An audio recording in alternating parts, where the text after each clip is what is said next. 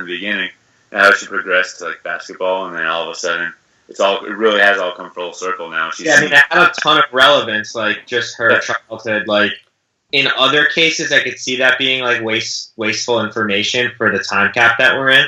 Yeah. But I think for her trajectory and stuff, like it was super relevant to the way like she's now doing the work that she was potentially like discriminated against in the first place, kind of, you know? Right. It's like it seems like she's kind of, I mean, not this drastic, but sees herself in some of those girls as like the ones who have to go do all the work around the house, and then like basketball is their escape. Sure.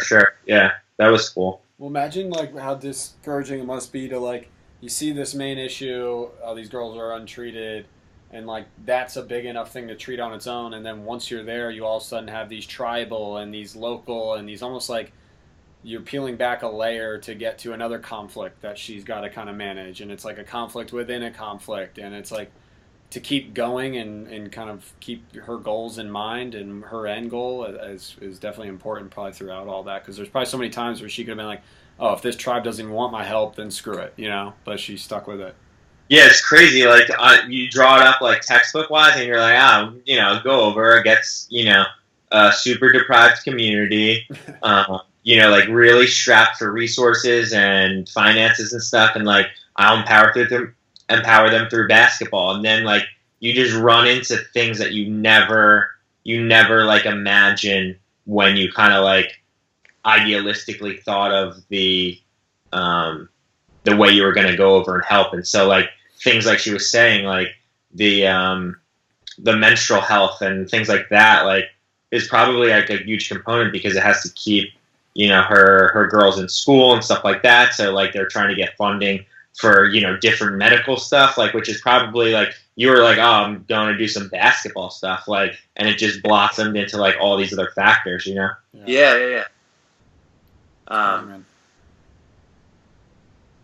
was very cool.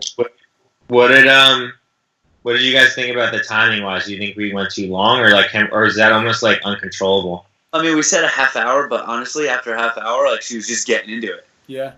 Right. Yeah. I mean, we were 15 minutes in when she was still kind of talking about her intro into the game. So you'll find which points like they want to elaborate more on, and it was almost like we had the beginning story, we had what's going on now, and then the last 30, we were trying to figure out like how it all came to be, and you know. Sure. Yeah. Her connection to Pfizer was still, you know, an important part of like her networking and whatnot.